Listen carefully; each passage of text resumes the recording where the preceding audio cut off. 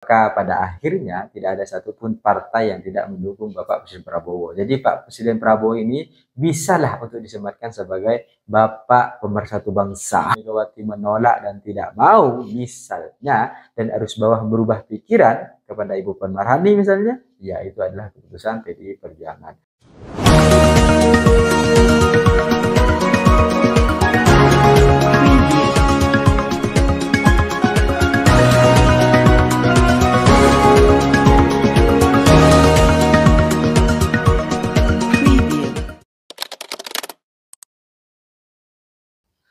Hai korban ghosting, kadang kita memang pada akhirnya harus menerima berbagai macam kenyataan bahwa seluruh hubungan yang selama ini kita kira tidak baik-baik saja dan kita menunggu keretakannya, sekarang ternyata malah baik-baik saja. Gak jadi tuh kita mengembat pasangan kita, lama-kelamaan kok malah tambah baik. Kita tahu bahwa berbagai macam stabilitas keadaan negara, baik itu stabilitas politik yang akhirnya berdampak kepada berbagai macam kebijakan atau keputusan dan dampak ekonomi, ini akhir-akhir ini semakin lama semakin damai, semakin lama semakin stabil.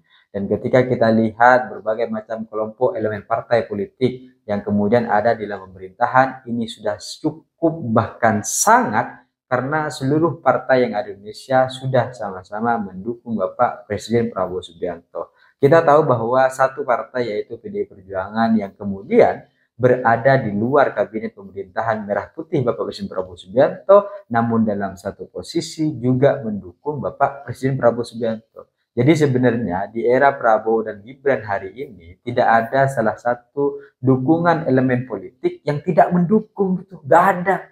Jadi gak ada elemen partai politik yang hari ini tidak mendukung. Semuanya mendukung gitu. Semuanya baik. Meskipun pada akhirnya PDIP pernah berada di luar, dan ketika hari ini di gedung Pancasila, semua itu disatukan. Jadi kalau selama ini sudah ada pertemuan tertutup ya, akhir-akhir ini kan agak lebih terbuka. Terlebih ketika peringatan hari lahir Pancasila dan di sana terjadi perbincangan yang begitu hangat, terjadi penampakan ya, terjadi tontonan yang kemudian akhirnya memberikan stabilitas politik yang cukup meyakinkan bahwa elit-elit politik kita sudah dalam kondisi dan keadaan yang baik-baik saja. Maka ketika itu tampak, ketika itu terlihat, rasa-rasanya ini bukan hanya sekedar kode alam bahwa PDIP memang mendukung Prabowo Subianto, dan ini memang sudah sejak lama sebenarnya, tapi dalam satu posisi ini menjadi satu hal yang mendamaikan bagi masyarakat. Karena sebenarnya memang pertemuan-pertemuan atau kedua tokoh ini tidak ada persoalan baik itu pribadi ataupun secara politik. Karena semuanya bisa saling menerima. Jadi baik itu Bapak Presiden Prabowo dan Ibu Megawati, tidak ada persoalan personal yang kemudian akhirnya ini mengganggu hubungan mereka. Gak ada gitu. Ataupun partai PDIP dengan Gerindra juga gak ada.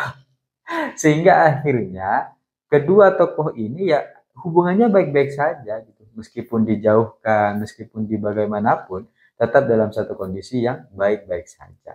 Kalau dengan tokoh yang lain, ya nggak tahu. Tapi ketika akhir-akhir ini kita lihat bagaimana kemudian PDIP yang kemudian sudah cukup dekat, bahkan sangat dekat dengan Bapak Presiden Prabowo Subianto, kita jadi melihat apakah sebentar lagi akan ada reshuffle, kemudian PDIP masuk dalam kabinet. Karena akhir-akhir ini ketika kemudian dilihat dari berbagai macam kegiatan-kegiatan yang dilakukan oleh PDIP, ada satu kegiatan yang menarik ketika ada pelatihan tentang pembangunan koperasi. Ini menarik nih gitu.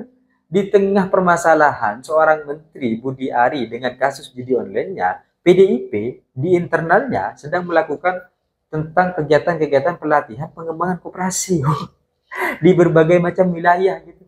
Ini kan semacam satu tanda alam. Apa jangan-jangan ketika Budi Ari nanti direshuffle karena kasus judi online, yang jadi Menteri Koperasi PDIP?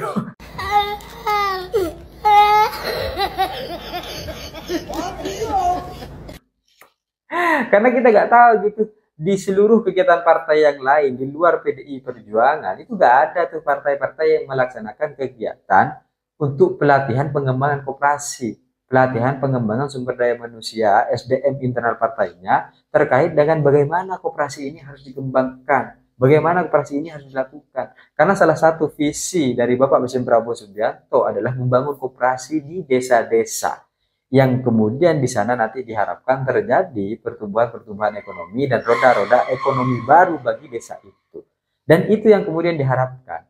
Jadi ketika kita lihat berbagai macam kemesraan antara PDIP dan Bapak Presiden Prabowo sudah mulai terlihat tampak di hadapan publik secara nyata, tidak diduga-duga dan dikira-kira lagi, tapi sudah tampak nyata. Dan akhir-akhir ini Menteri Koperasi bermasalah, kemudian PDIP menyelenggarakan kegiatan-kegiatan pelatihan tentang koperasi, kok rasa-rasanya sebentar lagi akan ada reshuffle ketika Budi Ari terjangkut, terkait, tersungkur oleh masalah kasus judi online. Karena kalau dilihat kasus judi online ini semakin terang benderang gitu, semakin jelas keterlibatan Budi Arinya. Sehingga ke depan akan kita lihat bersama, rasa-rasanya memang posisi-posisi itu akan menjadi milik PDI Perjuangan. Mungkin ini hanyalah kemungkinan-kemungkinan, dan pada saat itu posisi PDIP dan posisi Bapak Presiden Prabowo sudah tampak di hadapan publik, maka pada akhirnya tidak ada satupun partai yang tidak mendukung Bapak Presiden Prabowo. Jadi Pak Presiden Prabowo ini bisalah untuk disematkan sebagai Bapak Pemersatu Bangsa.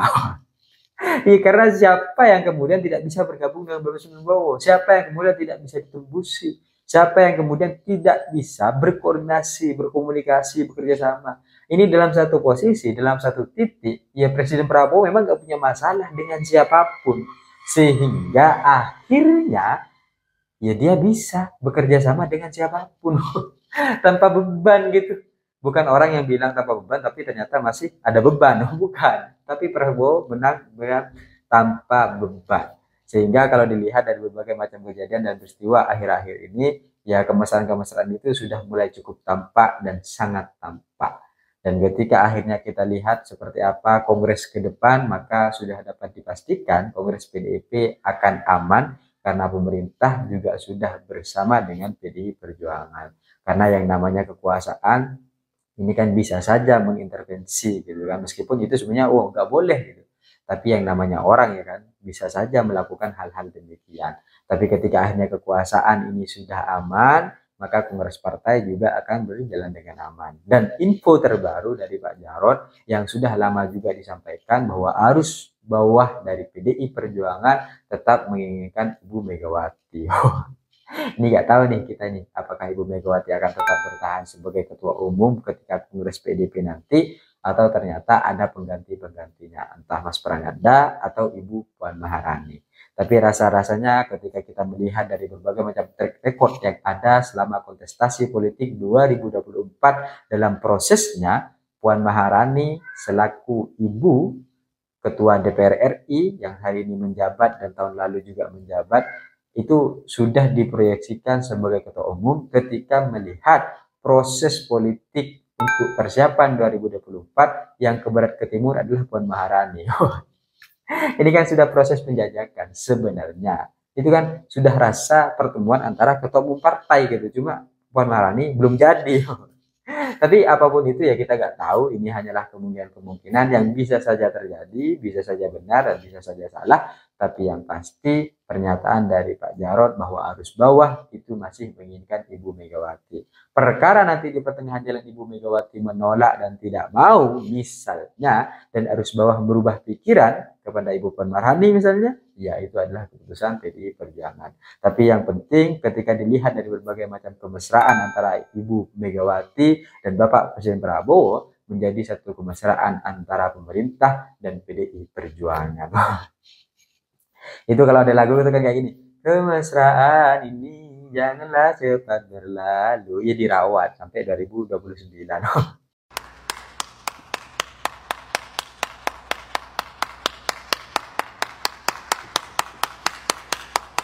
Tapi apapun itu hanyalah kemungkinan yang bisa saja benar dan bisa saja salah. Tapi yang pasti semuanya hari ini seluruh elemen politik, seluruh elemen elit sudah mendukung pemerintahan Prabowo Subianto. Maka pada saat itu kesejahteraan rakyat juga harusnya tercapai tanpa hambatan-hambatan politik. Karena kadang apa yang kemudian baik kita lakukan terhambat karena kepentingan politik, akhirnya tidak berjalan. Dan ketika sekarang seluruh elemen itu sudah berada dalam satu genggaman, maka kita tinggal melangkah maju ke depan untuk memberikan kesejahteraan kepada masyarakat itu. Saya pikir itu cita-cita saya yang seperti Gibran, tapi saya sadar diri dan sadar posisi. See you, kawan Kosti.